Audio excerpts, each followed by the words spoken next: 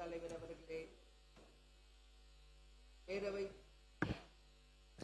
பேரவைத் தலைவர் அவர்களே, முதலமைச்சர் அவர்களே, எதிர்கட்சி தலைவர் அவர்களே, அமைச்சர் பெருமக்களே, சட்டமன்ற உறுப்பினர்களே, அவை பணியாளர்களே, காவலர்களே, கேமராமேன்களே, அரசு ஊழியர்களே, இங்கு பணியாற்றும் அனைவருக்கும் முதல்கண் எனது பணிவான வணக்கங்களை தெரிவித்துக் கொண்டு எனது உரையை தொடங்குகிறேன்.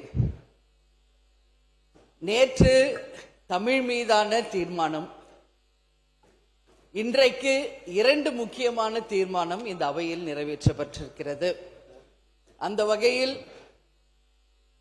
முதலில் நமது அவைத் தலைவர் அவர்களுக்கு தேமுதிக சார்பா முதல்ல பணிவான வணக்கங்களையும் நன்றிகளையும் இந்த நேரத்தில் சொல்ல விரும்புறேன். ஏன்னா முக்கியமா 2 விஷயம்.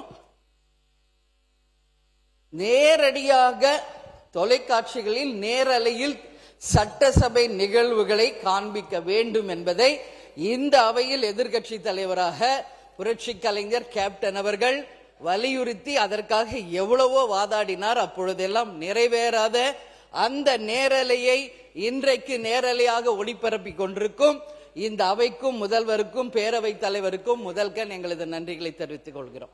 அதற்கு அடுத்தது கேமராமேன்களுடைய ஒரு சின்ன ரிலாக்ஸ் பண்ணி அவங்கள மனித நேயத்தோடு நீங்க அதை பரிசீலிக்கணும் என்று சொன்ன உடனே மறுநாளே அதை மனித நேயத்தோடு ஏற்றுக்கொண்ட நமது அவைத் தலைவர் அவர்களுக்கு இந்த நேரத்தில் என் நன்றிகளை தெரிவித்துக் கொள்கிறேன். தமிழ் மீது நேற்று நாம் நிறைவேற்றிய தீர்மானத்தை தேசிய முற்போக்கு திராவிட கழகம் முழுமையாக வரவேற்கிறது என்பதை இன்றைக்கு தான் அது பதிய வைக்க முடியும். என்ன, நேற்று வாய்ப்பு எனக்கு கிடைக்கல. எல்லாருக்கும் பேசும் வாய்ப்பு இந்த அவையில் கிடைக்க வேண்டும் என்றதற்காக எல்லா தீர்மானத்தின் மீது இன்று நான் பேசுறேன். தமிழ் என்று சொன்னால் நம் தாய்மொழி, தமிழ், நம் நாடு தமிழ்நாடு, அதுல யாருக்கும் எந்த மாற்று கருத்துமே கிடையாது. அந்த வகையில் தமிழ் மொழியை நம் தமிழ்நாட்டில் இருக்கும் அனைவரும் தன் தாயாக தான் நினைக்கிறாங்க. அந்த நம்மளுடைய தமிழ் மொழிக்கு இலக்கணமான அந்த பாடலை இயற்றிய மனோன்மணியம் சுந்தரம் பிள்ளை அவர்களுக்கு இந்த நேரத்தில் நாம் நன்றிகளை தெரிவித்துக் கொள்வோம். அது மட்டும் கிடையாது, தமிழ் அப்படின்னு சொன்னாலே எல்லாரும் ஒன்று கூடக்கூடிய அந்த உணர்வு, தமிழ் மொழியை தவிர வேறு எந்த மொழியிலும் நடிக்காமல் தமிழ் மொழியில் மட்டுமே பேசுவதை தன் வாழ்நாள் கடமையாக கொண்ட புரட்சி கலைஞர் கேப்டன் அவர்களுக்கு இந்த எதிர்கட்சி தலைவராக இந்த சட்டமன்றத்திலே அவர் உரையாற்றியது அனைவருக்கும் தெரியும். கதராடையையும் தமிழ் மொழியையும் தவிர தமிழர் பாரம்பரியத்திற்கு அப்பாற்பட்டு அவர் வாழ்ந்தது கிடையாது இறுதி மூச்சு வரை. அதே போல இந்த அவையிலே முக்கியமான ஒரு விஷயத்தை நான் சொல்லணும்னு நினைக்கிறேன். இந்த தமிழ்தாய் வாழ்த்து நமது தமிழர்களுக்கு மட்டும் கிடையாது, உலகம் முழுவதும் வாழ்ந்து கொண்டும் இருக்கும் நமது இலங்கை வாழ் தமிழர்களுக்கும் இது உரித்தாகும். ஏன்னா அவங்களும் தொப்புள் கொடி உறவாக நம்ம தமிழர்கள் தான். இலங்கை வாழ் தமிழர்களுக்கு ஒரு பிரச்சனை வரும் பொழுது முதலில் உண்ணாவிரதம் 1982 நமது தமிழர்களுக்காக உண்ணாவிரதம் இருந்தவரும் கேப்டன் என்பது எல்லாருக்கும் தெரியும். அது மட்டும் இல்லை, இந்த தமிழ்நாட்டிலே தமிழன் என்று சொல்லடா, தலை நிமிர்ந்து நில்லடா என்ற வாசகத்தை தன் வாழ்நாள் முழுவதும் கடைபிடித்தவர் கேப்டன்.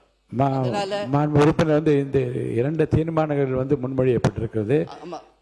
நீங்க அதுல சீக்கிரமா அது 2 பேர் நீங்க பேசி முடிக்கணும். 5 minutes தான் நான் கேட்டிருக்கேன்னா முடிச்சிருவேன். சாரி, அண்ணாவே வருது எனக்கு, பேரவைத் தலைவர் அவர்களே. அதனால தமிழ் மொழியை நாம் தாய்மொழியாக ஏற்றுக்கொண்டோம். அந்த வாழ்த்து பாடு நம்ம நிச்சயம் அதை ஏற்றுக்கொள்கிறோம். அதுல மாற்று கருத்து யாருக்கும் இல்லை. இன்றைக்கு 2 தீர்மானம் நாம் நிறைவேற்றி இருக்கிறோம். மிக முக்கியமாக நீட் அப்படின்றது தீர்மானம். எல்லாரும் அனிதா பற்றி பேசினாங்க. சகோதரி அனிதா மரணத்தின் போது அந்த இறுதி சடங்கில் அவர்களை தகனம் செய்யும் மேடையில் நின்று நமது தங்கை அனிதாவுக்கு அஞ்சலி செலுத்தியவர் கேப்டன் என்பதை யாரும் மறக்க முடியாது. எனவே இதுல யாருக்கும் இங்க எந்த மாற்று கருத்தும் கிடையாது. தமிழ்தாய் வாழ்த்து தான் கண்டிப்பா எல்லாரும் வேணும். நீட் எக்ஸாம் வேண்டாம் அப்படிங்கிறது ஒட்டுமொத்த மக்களின் கருத்து என்றால் அதை நிச்சயமாக நாமும் ஏற்றுக்கொள்வோம். எந்த ஒரு ஸ்கீம் இங்க வந்தாலும் மக்களுக்காக தான் அது வருது. எனவே அது மக்கள் விரும்பும் அந்த திட்டங்களை நிச்சயமாக இந்த அவையிலே தேசிய முற்போக்கு திராவிட கழகம் ஏற்றுக்கொள்ளும். அதை தீர்மானத்தை நாங்கள் வரவேற்கிறோம். அதுக்கப்புறம் FCRA பத்தி நம்ம பேசியிருக்கோம்.